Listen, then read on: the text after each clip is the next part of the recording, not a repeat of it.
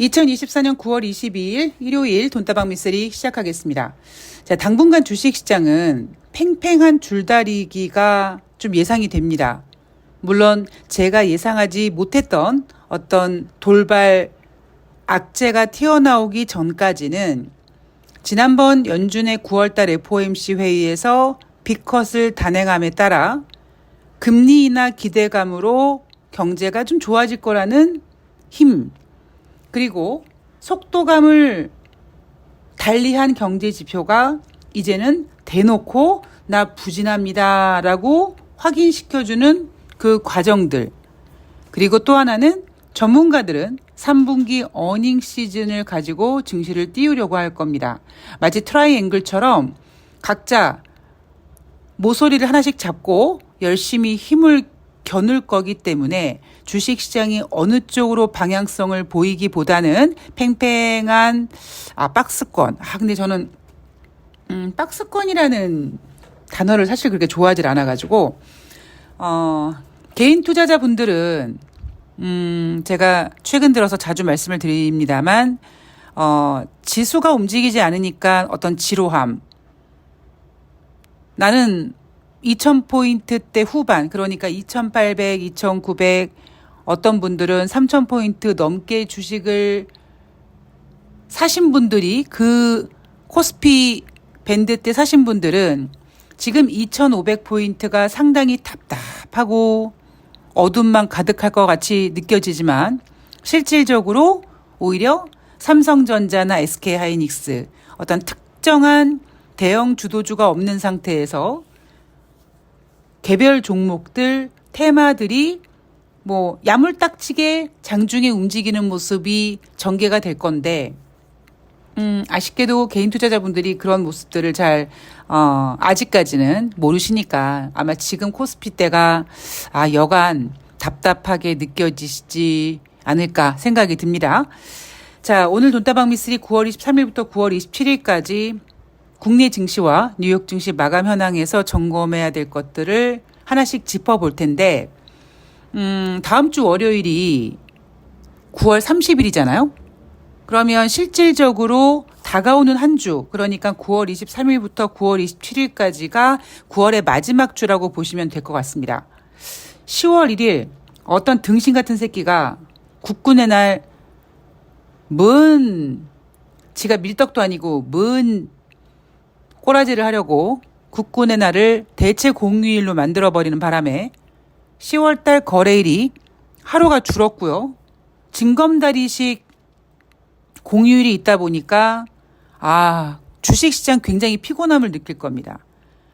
뭔가 이렇게 뉴욕 증시가 끝나고 그 뉴욕 증시의 어떤 모습을 바통 이어받아서 움직이고, 그리고 우리가 마감한 다음에 뉴욕 증시가 또 열릴 것을 예상하면서 뭔가 그 톱니바퀴가 돌아가듯이 시스템적으로 이렇게 굴러가야 되는데, 대한민국 주식시장 10월 달에 막 징검다리식으로 놀다 보니까 제가 가장 사실 개인적으로 걱정하는 부분은 이 시황의 감을 좀 놓치지 않을까, 약간 그런 부분이 걱정이 됩니다.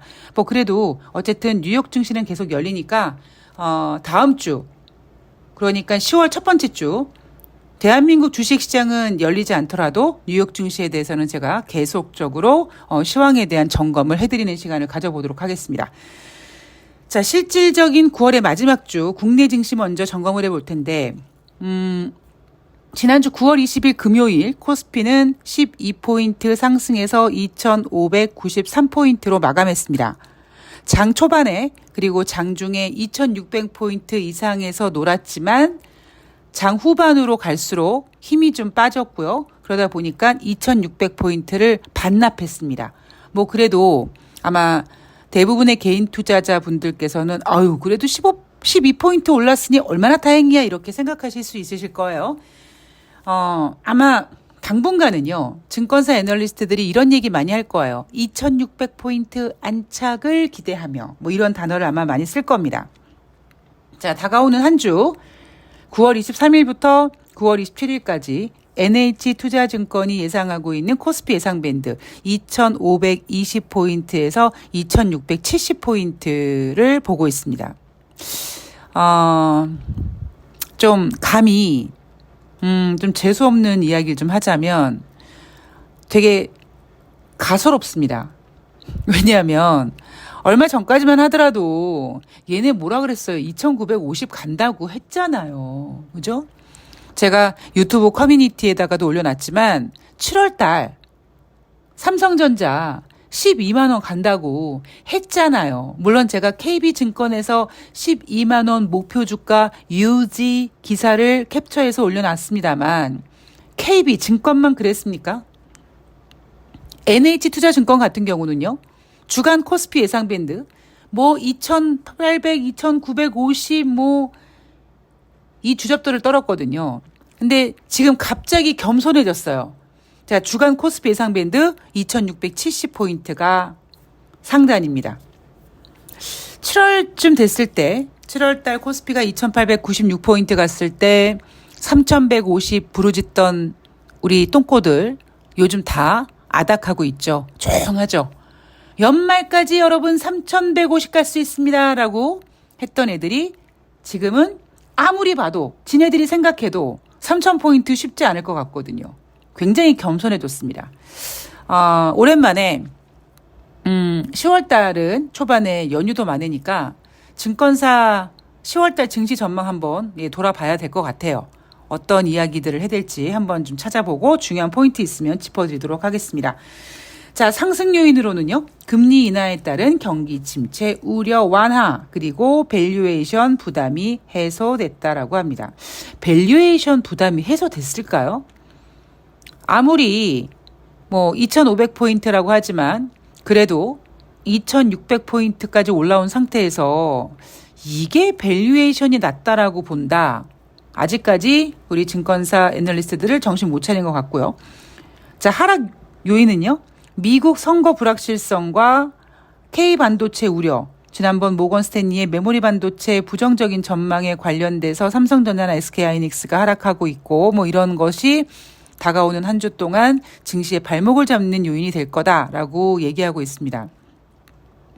제가 종종 여러분 2024년도에 미쓰리가 쭉 이렇게 한 해를 보내면서 물론 아직까지 뭐 10월달, 11월, 12월까지 한 3개월 정도 남아 있습니다만 저는 어차피 9월 말이 되면 한 해를 마감합니다. 남아있는 10월, 11월달, 12월달은 내년도 증시 전망으로 돌입을 하게 되는데 올해 한 해 동안 가장 기억에 남는 게 뭐야? 라고 물어보신다면 그러니까 저에게는 정확히 1년이 작년 10월부터 올해 9월 말까지가 주식시장에서 생각하고 있는 저의 1년이거든요.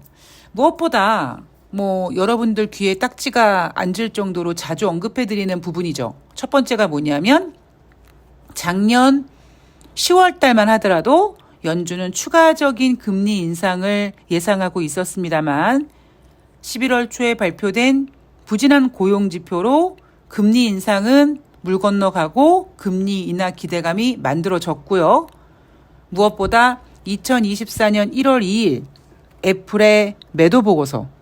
저는 이게 2024년 한 해를 보내면서 가장 강력한 주식시장의 신호라고 생각을 했습니다. 물론 제가 작년 연말에 여러분 제 생각에는요. 2024년 1월이 마치 2016년 1월과 비슷할 것 같습니다. 라는 예상을 했습니다만 정확하게 2024년 1월 2일 날 애플의 매도 보고서를 확인한 다음에 올해 주식시장이 녹록하지 않겠구나라는 생각을 했습니다. 단지 작년 연말부터 시작된 금리 인하 기대감 그리고 애플이 좀 힘이 없어 보이니까 금리 인하 기대감과 함께 엔비디아, AI에 대한 기대감을 가지고 쭉 지수를 상승시켰고 그 기대감으로 7월 달까지 지수를 꾹 이렇게 끌어올렸죠. 여하튼 저는 올해 가장 큰 이슈가 뭐니라고 물어본다면 1월 2일 날 발표된 애플의 매도 보고서입니다. 그런데 지금 뭐 모건 스탠리의 메모리 반도체 한국 기업들의 부정적인 전망 뭐 예상하고 있었죠. 제가 몇 번 말씀드렸습니다만 기대감을 가지고 상반기까지는 어떻게 꾸역꾸역 끌어올렸을지 모르나 하반기에는 기대감으로 끌어올리기가 힘들다. 주제 파악을 할 것이다. 라는 이야기를 종종 해드렸듯이 모건 스탠리의 메모리 반도체 부정적인 전망에 종목들이 휘청했다고 합니다. 근데 이것도요. 귀에 걸면 귀걸이, 코에 걸면 코걸이라고 이제 3분기 어닝 시즌 앞두고 이제 또 전문가들이 올해는 좀 부정적일 수 있는데 연준이 금리 인하하고 그리고 이제 내년 또 2025년 되면 또 괜찮아질 거다. 이렇게 다시 띄울 겁니다. 자, 24일 화요일 한국거래소가 KRX 코리아 밸류업 지수를 발표한다고 합니다. 그래서 모 증권사에서는 그 밸류업 지수에 들어갈 종목들에 대한 기대감이 커질 것이다 라고 얘기하고 있는데 모두 허공에 삽질하는 소리고요. 개풀 뜯어먹는 소리입니다. 여러분 잘 생각해 보세요. 올해 4월 달에 기업 밸류업 프로그램 어쩌고 저쩌고 막 했습니다. 자, 7월 달까지 증시가 올라갔어요. 그때 NH투자증권이 주간 증시 전망을 내놓으면서 상승 요인으로 계속 노래를 불렀던 게 뭡니까? 기업 밸류업 프로그램에 대한 기대감이었습니다. 근데 정작 7월 이후 8월부터 주식시장이 망가지니까 그 이야기가 쑥 들어갔잖아요. 그렇다고 그 사이에 기업 밸류업 프로그램이 진행이 안 된 게 아니잖아요. 이번에 24일 날 지수가 발표된다. 거기 관련된 종목에 대한 기대감이 있다. 초반에는 애널들이 언론과 손잡고 띄울지 모르겠습니다만 오히려 그런 시간들이 개인 투자자들 뒤통수 칠 수 있는 시간이 될 수 있어요. 2006년도부터 시작된 적립식 펀드의 어떤 위력. 그때는 정말 유동성이 이렇게 풍부하구나. 엄청난, 정말 무서울 정도로 어떤 기관 투자자들의 그 힘, 돈의 힘, 유동성의 힘이 느껴졌는데 지금은 KRX 코리아 밸류업 프로그램 발표돼도 관련된 지수에 대한 기대감 저는 그렇게 크게 갖고 있지 않습니다. 자, 대신증권은요. 박스권 등락이 가능하다라고 전망하고 있습니다. 2650선 전후에서 만약에 하락할 경우 9월 저점인 2490선 수준에서 지지력이 가능할 것이다. 따라서 9월 말에서 10월 초 사이에 저점 매수 타이밍으로 본다라는 거죠. 자, 미쓰리가 2400, 2500. 너무 100포인트는 좁으니까 조금 너그러운 마음으로 한 2600까지 본다면 200포인트대로 움직이면서 연말까지 갈 가능성이 있다.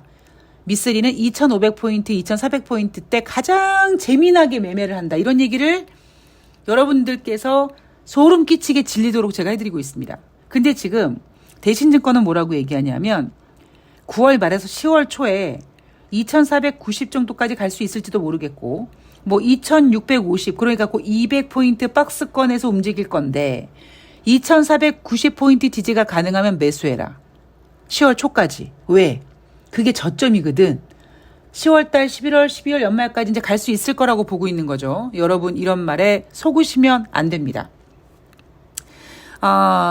제가 이런 얘기 드렸잖아요.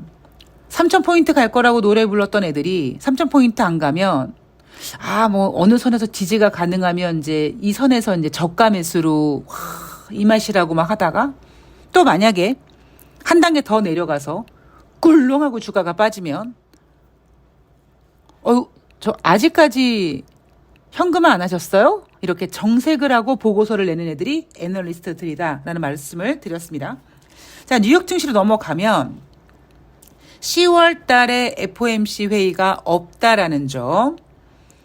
대신 연준 의원들의 발언들이 계속 이어질 겁니다. 지난주 같은 경우에는 매파 성향을 갖고 있는 연준 의원들이 50bp를 지지했다. 이런 이슈가 있었었는데 다가오는 한 주 동안에는 매파든 비둘기든 연준 의원들이 아마 11월 6일인가 7일이 11월 FOMC 회의니까 10월 말까지 아마 주례장창 떠들어댈 겁니다.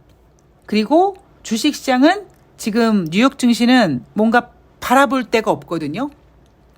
물론 오늘 방송 처음에 말씀드렸듯이 금리 인하 기대로 인한 뭐 경기 회복에 대한 그런 기대감이 있을 수 있고 3분기 어닝 시즌에 대한 기대감도 있지만 무엇보다 아직까지 왜 연준이 50bp를 금리 인하할 수밖에 없었는지에 대한 궁금증도 가지고 있고요.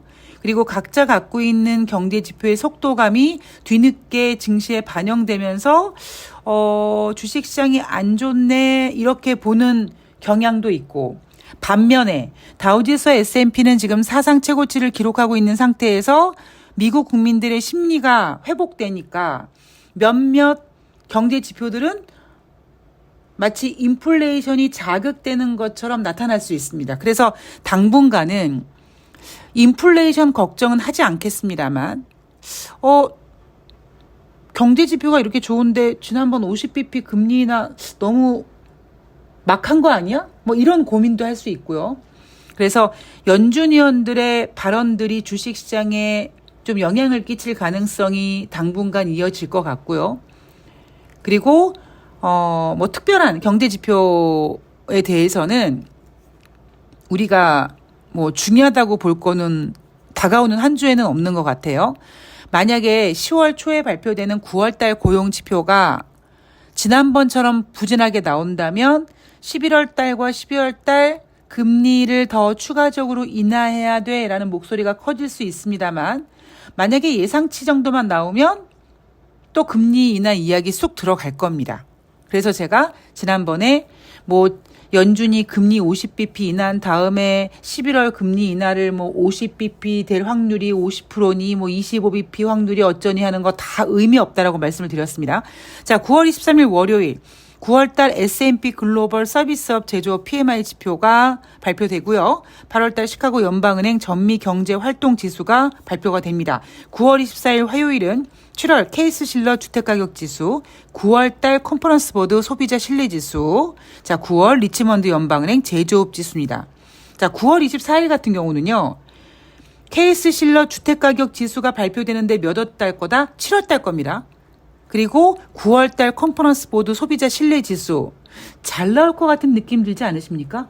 왜냐하면 주식시장도 경기 침체에 따른 50bp 비컷에 금리 인하했고 주식시장은 의외로 뉴욕 증시는 잘 갔고 그러니까 미국 국민들은 기대감 커지고 그런 기대감이 심리에 반영되기 때문에 아마 다가오는 한 주 발표되는 경제지표 예를 들면은 9월 25일 날 8월달 주택 착공 허가와 신규 주택 판매가 발표가 되는데 지난번 기준주택 판매처럼 주택 지표는 약간 좀 둔화될 가능성이 있어요. 그러나 뭐 9월 26일 2분기 GDP라든가 8월달 내구재 수수라든가 뭐 이런 것들은 의외로도 잘 나올 수 있습니다. 9월달 캔자스시티 연방은행 연준의 제조업 활동지수 같은 거 의외로 반등할 수 있어요. 그리고 9월 26일 수많은 연준 위원들의 발언들 중에 제롬 파월 연준 의장이 이날 연설을 하게 됩니다. 그리고 9월 27일 8월달 개인 소비 지출 및 개인 소득이 발표가 되는데 요게 저는 개인적으로 되게 흥미로워요. 왜냐하면 8월 초에 여러분 경기 침체 우려가 툭 튀어나오면서 8월 5일 날 글로벌 증시가 출렁했죠. 미쓰리는 그거를 가격 조정이라고 했습니다. 그 다음에 기간 조정이 이루어졌고 대한민국 주식시장은 마치 껌딱지 붙여놓은 것처럼 딱 붙어가지고 그나마 2,500까지 올라왔습니다만 기간 조정이라는 과정을 통해서 뉴욕 증시는 S&P 500과 다우지수는 지금 사상 최고치를 계속 갈아치우고 있거든요. 따라서 8월달 개인 소비 지출, 개인 소득 잘 나올 가능성이 있습니다. 그럼 또 시장에서 또 경제 지표가 좋은데 50bp 금리 인하를 또 왜 이렇게 빨리 했느니 또 한측에서는 또 스태그플레이션 타령하는 사람도 있을 것이고요. 근데 저는 그런 거에 너무 일희일비할 필요가 없다고 생각합니다. 왜냐하면 뭐 가장 중요한 게 뭐냐면 각자 갖고 있는 경제 지표의 속도의 차이거든요. 자, 8월달 도매 재고도 있고요. 뭐 9월달 미시간대 소비자 태도 지수도 발표가 됩니다. 저는 개인적으로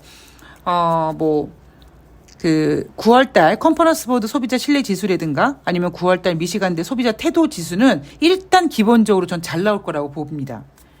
주택 지표는 좀 부진할 가능성이 높고요. 그래서 다가오는 한 주는 어떤 경제 지표에 따라 움직이기보다는 50bp 금리 인하를 한 부분에 있어서 주목할 가능성이 높아요. 진짜 미국 경제가 안 좋아서 진짜 50bp를 인하한 걸까? 아니 경제 지표들도 좋은 거 나오는데 왜 50bp 금리 인하했지? 이것도 스태그플레이션 되는 거 아니야? 이런 식으로 50bp 금리 인하 이후에 정작 50bp 인하했을 때는 혼조세였다가 상승했다가 종가로 하락했고 그 다음 날은 50bp 금리 인하 나쁘지 않잖아. 그래서 1%대 나스닥은 2%대 상승했고 금요일날 뉴욕 증시는 혼조세로 마감했단 말이에요. 그러니까 약간 그런 50bp 금리 인하에 대한 해석이 조금 더 다방면으로 이어질 한 주가 되지 않을까라고 생각을 합니다. 그리고 대한민국 같은 경우에는 또 윈도우 드레싱 효과 또 고려해 봐야 되고요. 대한민국 최근에 외국인들 매도세가 굉장히 강합니다. 언론에서 얘기 안 하죠. 언론에서 예전 같았으면은 외국인들이 대한민국 주식시장에 대해서 뭐 절망적이어서 시장을 떠나네 어쩌니 하는데 지금은 우리 기레기들이 아닥하고 있습니다. 그런데 외국인들 매도세가 좀 강하게 진행되고 있고요. 그리고 제가 앞으로 3분기 어닝 시즌 타령을 할 거라고 했는데 벌써 이제 전문가들이 3분기 어닝 시즌 얘기하고 있습니다. 제가 약속드린 대로 3분기 어닝 시즌에 대한 관전 포인트는 제가 이제 조만간 한번 방송에서 또 정리해 드리도록 하겠습니다. 주식시장의 눈높이가 높아서 3분기 실적 모멘텀 강하지 않을 거라고 전문가들이 보고 있는데 제가 약간 말을 아끼는 이유가 뭐냐면 3분기 어닝 시즌은 뭐 2분기처럼 사실 실질적으로 그렇게 기대할 만하진 않습니다. 다만 애널리스트들은 자 금리를 인하했기 때문에 3분기가 바닥일 수 있다 이런 얘기로 3분기 어닝 시즌을 띄우려고 할 거기 때문에 저는 3분기 어닝 시즌은 조금 더 신중하게 고려한 다음에 여러분들께 전해드리도록 하겠습니다. 자 다가올 한 주 특별한 이슈 없이 연준 의원들의 발언들과 그리고 경제지표 하나 발표될 때마다 이게 50bp와 잘 맞는지 안 맞는지에 대한 고민들 이런 것들 보면서 시장이 움직일 가능성 높고요. 저는 현재로서는 지금 같은 장세 분위기가 연말까지 쭉 갈 것이다 라고 보고 있는 사람입니다. 자, 지루하다고 느끼지 마시고요.